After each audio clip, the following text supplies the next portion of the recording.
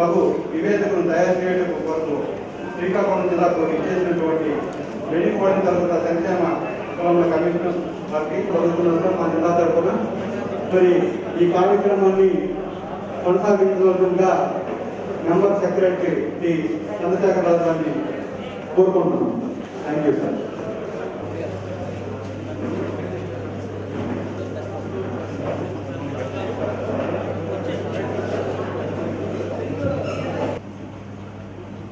ఈ రోజున బీసీ కమిషన్కు వచ్చిన విజ్ఞాపనల్లో వినతి పత్రాల్లో శ్రీకాకుళం జిల్లాకు సంబంధించిన వాటిపైన బహిరంగ విచారణ పబ్లిక్ హీరింగ్ చేసేందుకు గాను ఆంధ్రప్రదేశ్ రాష్ట్ర వెనుకబడిన తరగతుల కమిషన్ శ్రీకాకుళం జిల్లాకు రావడం జరిగింది. ఈ కార్యక్రమాన్ని నిర్వహించడం జరుగుతోంది. కమిషన్ చైర్పర్సన్ గారు గౌరవనీయులు జస్టిస్ శంకర్ నారాయణ గారు సారు ఆంధ్రప్రదేశ్ ఉమ్మడి రాష్ట్రంలో హైకోర్టు జడ్జిగా పనిచేసి పదవి విరమణ చేశారు. అలాగే కమిషన్ గౌరవ సభ్యులు కమిషన్ గురించి మీ అందరికీ బహుశా చాలా మందికి తెలిసే ఉంటుంది. ఈ మండల్ కమిషన్ ఇచ్చినటువంటి ప్రతిపాదనల్ని అమలు చేయాలని కేంద్ర ప్రభుత్వం 1990లో నిర్ణయించినప్పుడు కొందరు సుప్రీంకోర్టులో కేసులు వేయడం జరిగింది. ఆ కేసులు వేసినప్పుడు ఏదైనా సరే సామాజికంగా విద్యాపరంగా వెనుకబడిన కులాల యొక్క పరిస్థితులు వేరే చేయడానికి, వాటిని వెనుకబడిన తరగతుల జాబితాలో కలపడానికి శాస్త్రీయబద్ధంగా పరిశోధన చేసి క్షేత్ర స్థాయిలో పరిశీలన తెలిపి ఒక సమగ్రమైనటువంటి నివేదిక తయారు చేసినటువంటి ఒక మంచి బాడీ, ఒక సంస్థ లాంటిది ప్రతి రాష్ట్రంలోనూ కేంద్రంలోనూ ఉంటే బాగుంటుంది, ఒక కమిషన్ లాంటి సంస్థను ఏర్పాటు చేస్తే బాగుంటుందని supreme court Indira Sahani versus government of India ఆ కేసులో ప్రభుత్వాలకు, కేంద్ర ప్రభుత్వానికి రాష్ట్ర ప్రభుత్వానికి కూడా సూచించడం జరిగింది. ఆ మేరకు 1993లో కేంద్ర ప్రభుత్వంలోనూ అన్ని రాష్ట్రాల్లోనూ బీసీ కమిషన్లు ఏర్పాటు చేయడం జరిగింది. పుట్టుస్వామి కమిషన్ తొలి కమిషన్ ఈ సుప్రీంకోర్టు ఐడియా ఉంటుంది. ఆ తర్వాత ఇది 4వ కమిషను. కానీ పాత వాటికి ఏదైనా అవసరం ఉన్నప్పుడు కమిషన్ ఏర్పాటు చేసి అవసరం తీరుకోగానే తర్వాత అవసరం ఏర్పడుతున్న కమిషన్ వేసేవాడు. ఆ పనిలో వివిధ కులాలు సంబంధించిన వాళ్ళు ఎక్కువ శాతం బీసీలు ఈ జిల్లాలో ఉండడం ఒక విశేషమైతే, అదేవిధంగా అనేకమైనటువంటి సమస్యలతో ఈ బీసీ కులాలు కూడా ఈరోజు కొన్ని బాధపడుతున్నట్లు కూడా మాకు అర్థమైంది. అందుకనే ప్రస్తుత గవర్నమెంట్ ఈ బీసీల సమస్యల కోసం, వీళ్ళ అభివృద్ధి కోసం, వీళ్ళకు సమానమైన న్యాయం చేయడానికి మనకు రాజ్యాంగం ఏదైతే ఇచ్చిందో చట్టం ముందు అందరూ సమానమే, ఈ దేశంలో ఉంటున్న ప్రతి ఒక్క వ్యక్తి కూడా సమాన అవకాశాలు తగ్గించుకోవాలా అనేటటువంటి ఉద్దేశంతో రాజ్యాంగం రాశారు. ఆ దాని ప్రకారమే ప్రస్తుత గవర్నమెంట్ ఈ పర్మనెంట్ బీసీ కమిషన్ను ఆంధ్రప్రదేశ్ రాష్ట్రంలో ఏర్పాటు చేయడం జరిగింది అని మీకు ఇంతకు ముందు తెలియజేయడం జరిగింది. అంటే ఈ కమిషన్ ఎల్లవేళలా 24 hours బీసీల కోసం, వారి సమస్యల కోసం మా పరిధికి మించకుండా మేము నడుచుకోవడం జరుగుతుంది. బీసీల కోసం, వాళ్ళ సమస్యల కోసం మేము శతవిధాలా ప్రయత్నిస్తాం. అంటే ఈ కమిషన్ ఏం చేస్తుందంటే మీ యొక్క సమస్యలు అంటే కొంతమందికి బీసీలకు క్యాస్ట్ సర్టిఫికేట్ రావడం లేదు, కొంతమందికి బీసీలని ఒక జిల్లాలో బీసీగా అంటే ఇంకో జిల్లాలో బీసీని వాళ్ళు గుర్తించడం లేదు, కొంతమందినేమో ఏ గ్రూప్ నుంచి డి గ్రూప్ మార్చాలని, డి గ్రూప్ నుంచి ఇంకో గ్రూప్ మార్చాలనే సమస్యలు కూడా కొన్ని ఉన్నాయి. ఈ విధమైనటువంటి అనేక సమస్యలు ఈరోజు బీసీ సోదరులు సోదరీమణులందరూ కూడా ఈరోజు ఎదుర్కొంటున్నారు. అదేవిధంగా పిల్లలు కష్టపడి చదువుకున్న తర్వాత వాళ్ళకి ఆసక్తి రాకపోతే చాలా ఇబ్బందులు కూడా గురవుతున్నట్టు కూడా మా కమిషన్ వరకు వచ్చినాయి. ఇవన్నీ మీకు పర్మనెంట్ సొల్యూషన్ చేయడానికి గవర్నమెంట్కు ప్రజలకు అంటే బీసీలకు మధ్యలో ఒక వారధిగా మీ సమస్యలు విని దాని చట్ట ప్రకారం కూలంకషంగా చర్చించి మీకు ఏ విధంగా న్యాయం చేస్తే బాగుంటుందని ఆలోచించి ఒక నివేదికను గవర్నమెంట్కి మేము త్వరితగతిన అందజేయడం జరుగుతుంది. దానిపైన గవర్నమెంట్ వారు కూడా యాక్షన్ తీసుకోవడం కూడా జరుగుతుంది. అది జీవన రూపంలో మీకు ముందుకు రావడం కూడా జరుగుతుంది. అయితే ఇక్కడ మేము మిమ్మల్ని కోరుకునేది ఒకటే, మనమందరం కూడా న్యాయం కోసం వచ్చాం. మీరు బీసీల కోసం మీరు పెద్దలు కొంతమంది వచ్చిండొచ్చు, చాలా మంది కుల పెద్దలు అనేక రకమైన కులాలు బీసీల్లో ఉన్నాయి. ఇప్పటికీ సుమారు 139 కులాలు బీసీల్లో ఆల్రెడీగా ఆన్ రికార్డులో ఉన్నాయి. ప్రతి ఒక్క కులానికి కూడా ఒక నాయకురాలు ఉన్నారు. వాళ్ళ ద్వారా మీ సమస్యలు మాకు విన్నవిస్తే మేము దాన్ని క్షుణ్ణంగా పరిశీలించి మా చైర్మన్ గారు ఉన్నారు, అంటే ఒక హైకోర్టు న్యాయమూర్తిగా పనిచేసి పదవి విరమణ పొందినారు కాబట్టి వినే ఓపిక, దాన్ని చట్టబద్ధంగా తీసుకురావాల్సినటువంటి నైపుణ్యం మా జడ్జి గారికి కానీ మాకు కానీ ఉంది. దానికి మా మెంబర్స్ కూడా అందరూ కూడా సహకరిస్తారు. అదేవిధంగా మీరు కూడా సహకారం కూడా మాకు అవసరం. అంటే మిమ్మల్ని ఏం కోరుకుంటున్నామంటే మీ సమస్యలు ఏదైనా సరే మీరు ఓరల్గా వచ్చి చెప్పచ్చు, లేదా రిటర్న్ మూలకంగా ఇచ్చి చెప్పచ్చు. ఆ విధంగా మీరు చెప్పినటువంటి కూడా మేము పరిగణలోకి తీసుకుంటాం. ఉత్తరాంధ్ర జిల్లాలోని అత్యధికంగా ఉత్తరాంధ్ర జిల్లాలంటేనే బీసీలకి పెద్ద పట్టుకొమ్మ. అందులో ప్రత్యేకించి అత్యధిక శాతం బీసీలు ఉన్న ప్రాంతమైన శ్రీకాకుళంలో అందరికీ తెలిసిన విషయమే. బీసీ ఇజం అంటే శ్రీకాకుళం అన్న విషయం అందరికీ తెలిసిన విషయం. ప్రత్యేకించి ఈ రోజు ఈ కార్యక్రమానికి జస్టిస్ శంకర్ నారాయణ గారు చైర్మన్ గా ఉండడం, ఆయన ఒక రిటైర్డ్ విశ్రాంతి జడ్జి, హైకోర్టు జడ్జి, ఆయన సమక్షంలో జరుగుతున్న ఈ కార్యక్రమం పూర్తిగా క్రమశిక్షణతో ఒక కోర్టు హాల్లో ఏ విధంగా అయితే మనం బిహేవ్ చేస్తామో అదే విధంగా ఇక్కడ బిహేవ్ చేయవలసిన ఆవశ్యకత అందరి దగ్గర ఉంది. ఆ బాధ్యత అందరూ తీసుకుంటారని ఆశిస్తున్నాను. అంతేకాకుండా ఇక్కడ ప్రత్యేకించి ఒక 8 అంశాల పైన ఎజెండాతో ఈ కార్యక్రమాన్ని నిర్వహించడం జరిగింది. అంతేకాకుండా మిగిలిన కులాలు కూడా వారికి ఈది బాధలు, వాళ్ళ కులాల్లో ఉన్న ప్రాబ్లమ్స్, ప్రత్యేకించి ఏదైతే కులాల చేర్పులు కానీ అలాగే గ్రూప్ మార్పిడి కానీ కుల ధృవీకరణ పత్రాల్లో జరుగుతున్న సమస్యలు కానీ, అంతేకాకుండా క్యాస్ట్ రిజర్వేషన్స్ కొన్ని ప్రాంతాల్లో పనిచేసి అదే కులానికి కొన్ని ప్రాంతాల్లో వర్తింపు చేయని విధంగా కొన్ని ప్రాంతాల్లో వర్తింపు చేసే విధంగా ఉన్న క్యాస్ట్ ఓపెనింగ్ కానీ ఇలాంటి సమస్యలన్నింటినీ ప్రస్తావించగలరు.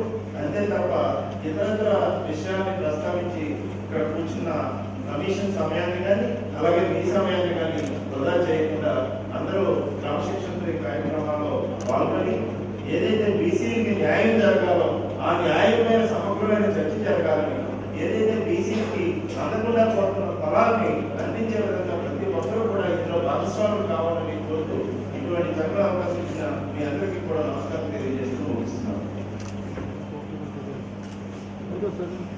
ఆంధ్రప్రదేశ్ రాష్ట్రంలో ఉత్తరాంధ్ర జిల్లాలో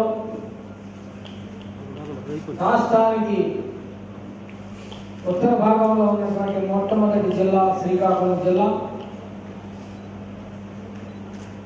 అలానే రాష్ట్రంలోని 139 కులాల్లో ఎక్కువ కులాలు బీసీ కులాలు ఉన్నటువంటి రాష్ట్రం ఈ రాష్ట్రంలో ఈ రోజున జరుగుతున్నటువంటి వెనుకబడిన తర్వాత కమిషన్ మీటింగ్ నందు ఇచ్చేసినటువంటి పెద్దలు, అధ్యక్షత వహించినటువంటి బీసీ కమిషన్ చైర్మన్ గారు, గౌరవనీయులు జస్టిస్ ఏ శంకర్ నారాయణ గారు, అలానే మా తోటి బీసీ కమిషన్ సభ్యులు మారక కృష్ణప్ప గారు, మరొక తోటి బీసీ కమిషన్ సభ్యులు పక్కి దివాకర్ గారు, అలానే మా బీసీ కమిషన్ మెంబర్ సెక్రటరీగా ఉన్న చంద్రశేఖర్ రాజు గారు ఇచ్చేసినటువంటి ఈ మీటింగ్లో హాజరైనటువంటి ఎదురుగా కూర్చున్నటువంటి అనేక బీసీ కులాల పెద్దలు, మాజీ ఎమ్మెల్యేలు, మాజీ జడ్పీ చైర్మన్, ఇప్పటి కార్పొరేషన్ చైర్మన్లు, డైరెక్టర్లు, మున్సిపల్ కౌన్సిలర్స్, ఎంపీపీలు, అలానే పంచాయతీ సర్పంచులు, ప్రభుత్వ అధికారులు, అలానే ఈ కార్యక్రమాన్ని ఇంత చక్కగా ఏర్పాటు చేసినటువంటి శ్రీకాకుళం జిల్లా బీసీ వెనుకబడుతున్న విభాగం అధికారులు, అలానే పాత్రికేయులు అందరూ కూడా నా నమస్కారాలు సమర్పించుకుంటున్నాను. ఎక్కడైనా ఎక్కువ మంది జనాభా ఉన్న చోట సమస్యలు కూడా ఎక్కువగానే ఉంటాయి. అదే భాగంలో ఈ రాష్ట్రంలో ఉన్న 13 జిల్లాల కన్నా మొట్టమొదటి బీసీలు నివాసం ఉన్నటువంటి జిల్లా శ్రీకాకుళం జిల్లా. అది మన రాష్ట్ర లెక్కల ప్రకారం తెలుస్తూనే ఉంది. ఇక్కడంతా కూడా ధనిక వర్గం మాత్రం కాదు. మాకు తెలిసినంత ఇంతకుముందు కూడా మేము అనేక పర్యాలు ఇక్కడ పర్యటన చేసినప్పుడు అంతా కూడా వ్యవసాయ కూలీలు, అలాగే చేతి వృత్తుల వాళ్ళే 90% ఉన్నటువంటి జిల్లా. అనేక జిల్లాల్లో ఎవరికి వారుగా వ్యవసాయ కూలీలు కానీ చేతి వృత్తులు కానీ వాసుకుంటే, మీ జిల్లాలో ఉన్నటువంటి అనేక మంది బీసీ కులాల వారు పనిపాటల కోసం, వాళ్ళ జీవన గతుల కోసం ఈ జిల్లా వదిలిపెట్టి ఎన్నో సంవత్సరాల క్రితం అనంతపురం జిల్లాలో కూడా వెళ్ళి అక్కడ పనిపాటలు చేసుకుంటూ సంపాదించుకుంటూ వాళ్ళ పిల్లల భవిష్యత్తు కోసం కూలినాలి పనులు చేసుకున్నటువంటి సందర్భం. నేను ప్రకాశం జిల్లా చీరాల నుంచి వచ్చా. 25 సంవత్సరాల క్రితం శ్రీకాకుళం నుంచి వచ్చినటువంటి ఒక 5,000 కుటుంబాలు చీరాలలో ఉన్నాయి, మాకు దగ్గరలోనే ఉన్నాయి. వాళ్ళందరినీ చూసినా అక్కడే సెటిల్ అయ్యారు, అక్కడే ఆస్తిపాస్తులు ఏర్పాటు చేసుకొని అప్పుడప్పుడు సంవత్సరానికి ఒకసారి శ్రీకాకుళం జిల్లా స్థానికమైనటువంటి జిల్లాకి వాళ్ళ ఎళ్ళకు వస్తూ ఉండేటువంటి సందర్భం. కనుక ఈ జిల్లాలో ఉన్న బీసీ కులాలందరిలో అనేక సమస్యలు ఉన్నాయి. ఇదివరలో కాకుండా ఈ రాష్ట్ర ప్రభుత్వం బీసీ కమిషన్ దాన్ని 2019లో చట్టపరంగా పర్మనెంట్ గా ఈ బీసీల సమస్యలు ఎప్పటికప్పుడు తీర్చబడాలా అనేటువంటి సదుద్దేశంతో ఈ ప్రభుత్వం పెద్దలు, ముఖ్యమంత్రి వర్యులు తీసుకున్న నిర్ణయం మేరకు మొట్టమొదటిగా 2019 ప్రభుత్వం ఏర్పడిన వెంటనే ఈ బీసీ కమిషన్ ఏర్పాటు చేయడం జరిగింది. అప్పుడే హైకోర్టు జస్టిస్ గా ఉన్నటువంటి శంకర్ నారాయణ గారు చైర్మన్ గా వేయడం, తర్వాత అప్పటికి సభ్యులు రిటైర్డ్ అయినటువంటి వాళ్ళు కొంతమంది ఉంటే వాళ్ళ స్థానంలో మా ముగ్గురు కూడా జరిగింది. ఇలా ఈ రాష్ట్ర ప్రభుత్వం కోరిక, ఈ రాష్ట్రంలో ఉన్నటువంటి బీసీలంతా కూడా వాళ్ళ సమస్యలు విజ్ఞప్తి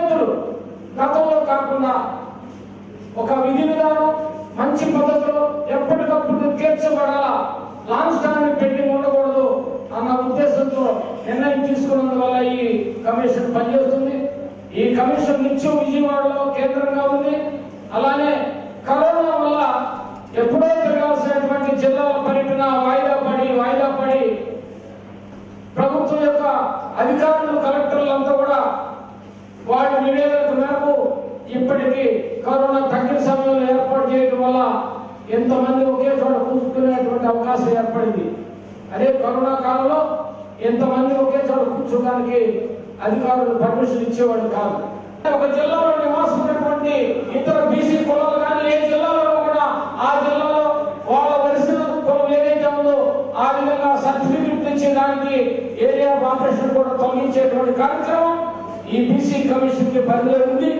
అలానే కొన్ని సమస్యల వల్ల వాళ్ళు ఇబ్బందులు పోతున్న పరిస్థితుల్లో ఒక గ్రూప్ లో ఉండి మరొక గ్రూప్ కి మారాలని, అలానే వాళ్ళ సర్టిఫికెట్ విషయంలో ఉన్నటువంటి న్యూనత కానీ ఇలాంటి కొత్తగా ఇంతవరకు బీసీ కులాల్లో చేర్చబడలేనటువంటి కులాలని ఏమైనా ఉన్నాయో వాళ్ళు మమ్మల్ని బీసీలో చేర్చుకోండి అనేటువంటి ఒక కార్యక్రమం కానీ ఇలాంటి ఈ బీసీల సమస్యలన్నీ కూడా ఈ యొక్క కమిషన్ కి దరఖాస్తు చేస్తే మా సభ్యులైనటువంటి మా చైర్మన్ గారు, హైకోర్టు జడ్జిగా ఎంతో అనుభవం ఉన్నటువంటి చైర్మన్ గారు చక్కగా పరిశీలించి ఏ విధంగానైతే మీ సమస్యలకి పరిష్కారం వెతకాల, పరిష్కారం చూపాలా అనేటువంటి సదుద్దేశంతో ఉన్నటువంటి గౌరవనీయులు జస్టిస్ శంకర్ నారాయణ గారు, ఆయనకి మేము సహకారం ఉంటున్నటువంటి మా సభ్యులు కానీ ఒకే నిర్ణయం తీసుకొని మీ సమస్యలు ఎప్పటికప్పుడు తీర్చేదానికి ప్రభుత్వానికి సిఫారసు చేసి ప్రభుత్వం ద్వారా మీకు సరైనటువంటి జీవోలు వచ్చేదానికి ప్రయత్నం చేస్తూనే ఉంటుంది. ఇది కమిషన్ కాబట్టి మీరు మెంబర్స్ కాబట్టి మేము అందరూ కూర్చొని చెప్పుకుంటాము, ఒపీనియన్ ఎక్స్ప్రెస్ చేసి అది ఏ ఇష్యూ మీదైనా గవర్నమెంట్ పంపిస్తుంది, ప్రభుత్వానికి పంపిస్తుంది. తర్వాత పీపుల్స్ రిప్రజెంటేటివ్స్ కార్పొరేషన్స్ కావచ్చు, ఎవరైనా కావచ్చు, వాళ్ళు అఫీషియల్స్ అందరికీ నా నమస్కారాలు. ఈ ప్రింట్ అండ్ ఎలక్ట్రానిక్ మీడియా, తర్వాత మా బ్యాక్వర్డ్ క్లాసెస్ డిపార్ట్మెంట్ ఈ విధంగా అరేంజ్ చేయడంలో చాలా శ్రమ తీసుకున్నారు. కాబట్టి ముఖ్యంగా మా మెంబర్ సెక్రటరీ గారు కూడా రాత్రి వచ్చి మళ్ళీ చూస్తున్నారు. కాబట్టి అందరికీ మీ అందరికీ నా సమాజాన్ని తెలుపుకుంటూ కొంత మీకు ఇంట్రడక్షన్ ఇస్తాను. నాకు ఇప్పుడు మా మెంబర్ సెక్రటరీ చెప్పడం ఏమిటంటే బయట ఇంకా 300 మంది ఉన్నారట, వాళ్ళు కూడా ఇక్కడికి లోపలికి రావాలని ఉన్నటువంటి వాటికి తప్పకుండా పార్టిసిపేట్ చేయాలి కదా వాళ్ళందరూ. హాల్ ఏమో మరి ఇంతకంటే పెద్ద హాల్ మాకు దొరికినట్టు లేదు ఇక్కడ శ్రీకాకుళంలో. కొంచెం పాపులేషన్ వైజ్ చూస్తే బ్యాక్వర్డ్ క్లాసెస్ పాపులేషన్ వైజ్ మాకు కమిషన్ అందిన సమాచారం బట్టి జిల్లా పాపులేషన్ 2,27,311 పీసీ పాపులేషన్ దీంట్లో 21,19,703 అంటే 78.5% అనేసి సమాచారం అందించారు. సరే అటు ఇటు ఉంటాయి, ఫిగర్స్ అని రాదు మనకు. దాదాపు ఎస్టిమేట్ పాపులేషన్ అంటా ఉన్నాను, ±5% ఉండొచ్చు, 10% ఉండొచ్చు. అది సమాచారం సేకరించిన వాళ్ళ దీన్ని బట్టి ఉంటుంది. ముఖ్యంగా ఇవాళ తీసుకునే విషయాలు ఏంటంటే ఇరవై కళ్ళ దేవులు అనేసి దీన్ని ఎందుకు చేర్చామంటే ఇక్కడ కూడా ఏమైనా ఈ ఫ్యామిలీస్ ఉన్నాయేమో వాళ్ళు బ్యాక్వర్డ్ క్లాసెస్లో ఇంక్లూజన్ అడిగారు, అంటే మమ్మల్ని కూడా చేర్చండి అని అడిగారు. వీళ్ళు దాదాపు ఆ చిత్తూరు ఆ ప్రాంతంలో ఉంటారు, అనంతపురం చిత్తూరు ప్రాంతాల్లో ఎక్కువగా కనిపిస్తారు. యదవ కమ్యూనిటీ అది కూడా దాన్ని కూడా వాళ్ళు కూడా ఒక మాకు రిక్వెస్ట్ పెట్టారు, మమ్మల్ని కూడా తీసి జాబితాలో చేర్చండి. వీళ్ళంతా మైగ్రెంట్స్ తమిళనాడు నుంచి రావడం, కర్ణాటక నుంచి రావడం జరుగుతుంది. ఆయన ఇక్కడ సెటిల్ అయిపోయారు కాబట్టి 77 నుంచి వాళ్ళు కూడా రిక్వెస్ట్ పెట్టుకున్నారు. ఇన్ని ఫ్యామిలీస్ ఉన్నాయి, వాళ్ళ స్టేట్మెంట్ అది పెట్టారు. అయితే మరి ఈ కులాల వాళ్ళు ఇక్కడ ఎవరైనా ఉన్నారో లేదో మాకు అంత ఖచ్చితంగా తెలియదు. ఒకవేళ ఉంటే ఇక్కడ వాళ్ళు కూడా ఇక్కడ వాళ్ళు జస్టిఫై చేసుకోవడానికి ఆస్కారం ఇవ్వడానికి వాళ్ళు ఇంక్లూడ్ చేస్తారు. తర్వాత రాజన్న ఇది ఏంటంటే ఇది వరకు మనము డిబేట్ కాకుండా అంటే ఆంధ్రప్రదేశ్ తెలంగాణ డిబేట్ కాకుండా వీళ్ళకు తెలంగాణలో 4 జిల్లాలలో వాళ్ళకు నామినేషన్ ఉంది. వాళ్ళు చేర్చారు. అంటే టెరిటోరియల్ రెస్ట్రిక్షన్ అన్నారు. ఆ జిల్లాలలో వాళ్ళ రిప్రజెంటేషన్ ప్రకారం ఖమ్మం, కరీంనగర్, నిజామాబాద్ చూపించేవాళ్ళు. అయితే ఏంటంటే వాళ్ళు మన స్టేట్లో కూడా ఆ కమ్యూనిటీ వాళ్ళు ఉన్నారు. ప్రతి జిల్లాలో స్ప్రెడ్ అయి ఉందనేసి మా సమాచారం. ఆ రిప్రజెంటేషన్లో వాళ్ళు రాశారన్నమాట. అయితే ఆ ఫ్యామిలీస్ కూడా ఇక్కడ ఉంటే కనుక ఒకవేళ కనుక్కుందామనేసి దాన్ని ఆ రిక్వెస్ట్ కూడా దీంట్లో జతపరచడం జరిగింది. గురించి సమగ్రంగా విచారణ చేయడానికి ఆ స్టేట్లో ఇంకా వాళ్ళు ఈసీ కులాల జాబితాలను ఉన్నారు. అయితే వాళ్ళని ఇక్కడ కూడా ఇంక్లూడ్ చేయాలన్నది ఇంకా అంటే ఎట్లా స్ప్రెడ్ అయ్యింది పాపులేషన్ అనుకోవడానికి ఆస్కారం ఉంటుంది. దాని కులాలు వాళ్ళు మోస్ట్ బ్యాక్వర్డ్ కమ్యూనిటీకి మనం స్ట్రైట్ చేయమన్నారు. రైట్ ఎలా జరిగిందంటే హైకోర్టులో రిట్ వేశారు. రిక్వెషన్ ఒక order high court honourable high court even order అంటే ఏంటంటే బీసీ కమిషన్ ఉంది కదా, ఇటువంటివన్నీ కమిషన్కి వెళ్తే బాగుంటుంది సబ్మిట్ చేసుకున్నాను. దాని మూలంగా అది ఇంక్లూడ్ చేయడం జరిగింది. ఇది కాబట్టి ఇంకోటి గ్రూప్ 3 నుంచి ఏమని కాంట్రాక్ట్ గ్రూప్ వాళ్ళు గ్రూప్ వాళ్ళకి మీకు తెలుసు ప్రత్యేక చెప్పడం అవసరం మనసు కాదు. వాళ్ళ గ్రీవెన్స్ ఏంటంటే మా వాళ్ళందరూ ఏలో ఉన్నారు, మా కులం ఒకటి పక్క ఎలిమెంట్ హిందీలో ఉంది, మా కులం న్యాయం చేయండి అనేసి వాళ్ళు రిక్వెస్ట్ చేస్తున్నారు. అట్లా ఇంకో 2 ఉన్నాయి చెప్పేవైతే ఉంటాయి. ఇంకా గ్రూప్ స్లైడింగ్ అంటాం, వాటి నుంచి రిక్వెస్ట్ చేస్తున్నాం. అయితే ప్రతిదానికి ఏ రిక్వెస్ట్ వచ్చినా కానీ ప్రొసీజర్ ద్వారా చట్టపరంగా ఒక చట్టం ఉంది. అంతా సెక్రటరీ మీకు అందరికీ చెప్పారు. యాక్ట్ 19 of 2019 అనేసి మనం తీసుకుంటాం. పాతగా ఉన్న ముందున్న చట్టాన్ని రిపీట్ చేసి చట్టం పర్మనెంట్ కంటిన్యూస్ బాడీ అనేసి సో కమిషన్ అనేది ఎప్పటికీ కంటిన్యూస్గా ఉంటుంది. దాని గురించి నేను చాలా విశ్లేషించాల్సిన అవసరం లేదు. వాళ్ళు సమగ్రంగా చెప్పేసారు. ఏంటంటే ఏ రిక్వెస్ట్ కానీ రెఫరెన్స్ కానీ గవర్నమెంట్ రెఫరెన్స్ ఇస్తుంటే మీరు గవర్నమెంట్ పంపిస్తుంటారు కాబట్టి వాటిని అన్నింటినీ మేము కమిటీలో ముందు పాలసీ డెసిషన్స్ అనేది ప్రొసీజర్ ప్రకారం ఉంచుకొని కమిషన్లో పెట్టుకొని పబ్లిక్ హియరింగ్లో ఉంచాలా లేకపోతే మనం డిసైడ్ చేయాలని అక్కడ మేమంతా ఒపీనియన్ వచ్చింది. పబ్లిక్ హియరింగ్లో పెట్టాల్సిన ఐటమ్స్ నేను సపరేట్ అందులో భాగంగానే మళ్ళీ వీటిని మేము సమగ్రంగా మెటీరియల్ ఏది వస్తుందో వాటిని చూసి ఒపీనియన్ కలెక్ట్ అయిన తర్వాత మళ్ళీ ప్రభుత్వానికి రికమెండేషన్ లేకపోతే మా ఒపీనియన్ ఎక్స్ప్రెస్ చేస్తుంటాం. అట్లా ఇదంతా కూడా చట్టపరంగా జరిగే ప్రక్రియ అంటారు. సో ప్రస్తుతానికి ఇంకా ఇంతకంటే ఎక్స్ప్లెయిన్ చేసేది ఏం లేదు. దీంట్లో నేను అనుకోవడం ఏంటంటే ఇంకా ఇది అజెండా ప్రకారం ఐటమ్స్ మొదలు పెట్టేస్తే బాగుంటుంది. మా మెంబర్ సెక్రటరీ గారిని మళ్ళీ నడిపించడం చూపిస్తుంది. దీని ప్రకారం కృతజ్ఞతలు తెలుపుకుంటున్నాను. నిజానికి తర్వాత చెప్పాలి, ఆయన కానీ సంతోషంగా ఉంది, అదంతా నిలిపి ఉంది. అది కాక 300 మంది బయట ఉన్నారని చెప్తున్నారు. చాలా విషయం సరే అవకాశం వాళ్ళు కూడా మీరు ఇవ్వండి. హాల్లో ఉన్నంత వరకు రిజర్వేషన్ శాతం కేంద్ర ప్రభుత్వం పెంచలేదు, రాష్ట్ర ప్రభుత్వం పెంచలేదు, ప్రభుత్వాలు మారుతానే.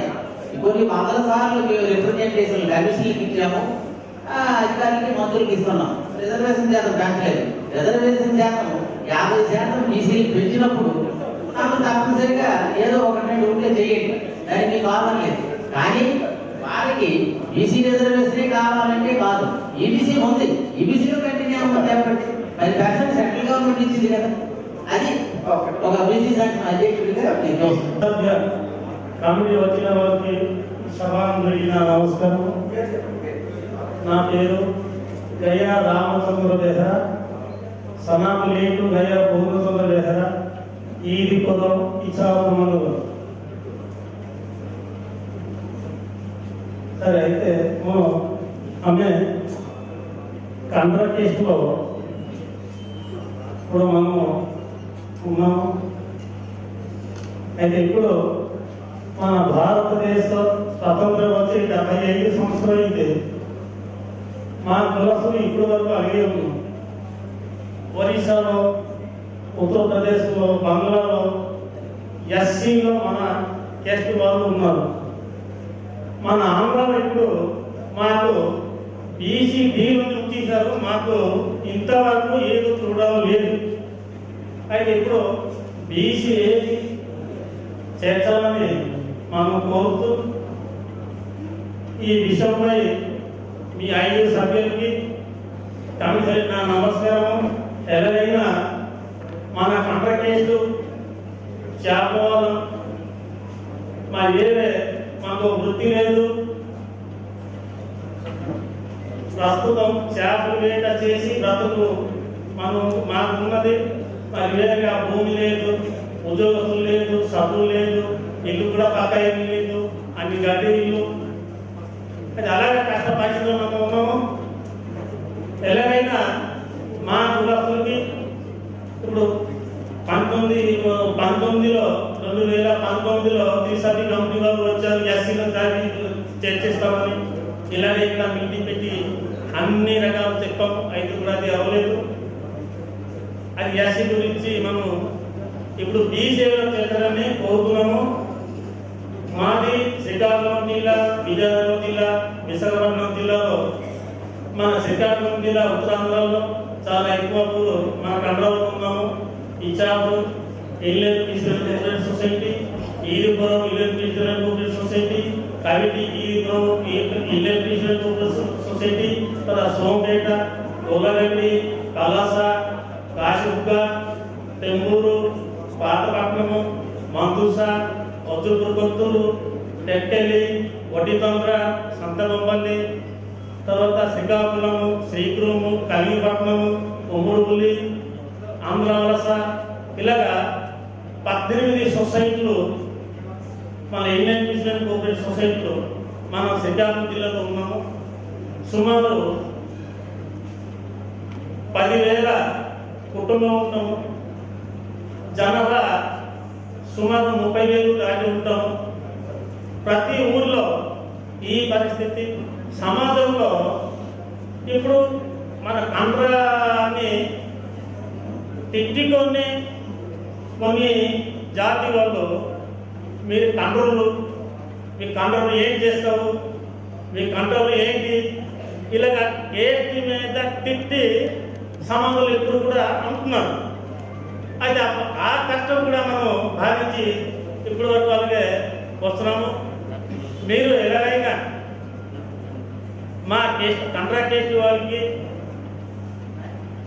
మీరు ప్రభుత్వ వాళ్ళు చెప్పేసి దయించి బీసీఐలో చర్చిస్తే మాకు ఏంటైనా ఎలాగైనా ప్రభుత్వం నుంచి ఏదో సహకారం. తెలంగాణ ఆంధ్రప్రదేశ్ లో ఇప్పుడు డివైడ్ అయింది. After division of the state Andhra Pradesh Telangana, some community people are living in Telangana state also. So they are not getting today the caste certificate.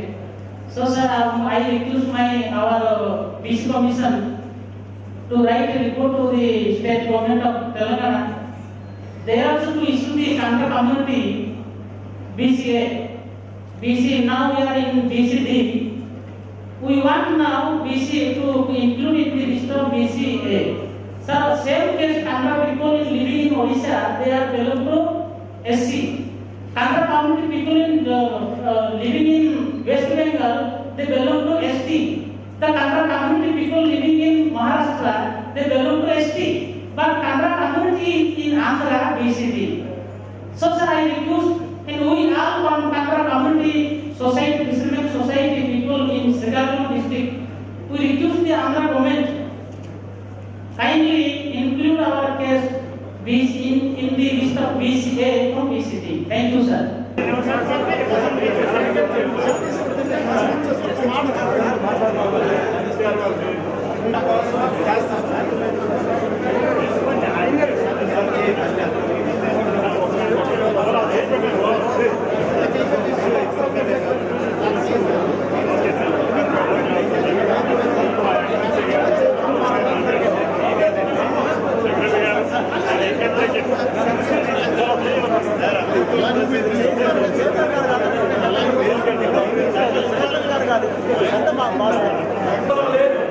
అది మమ్మల్ని మీరు గమనించాలి. మీరు ఒకసారి వెనక్కి వెళ్తే ఈ కమిషన్లో చాలా పరిస్థితులు ఈ విగ్రహంతో చూస్తారు. దయచేసి నా ఆవేదన అర్థం చేసుకోండి, మమ్మల్ని బాగా అర్థం చేసుకోండి. ఏమండి ప్రతి గ్రామంలో ఆచరణలు ఉంటాయండి.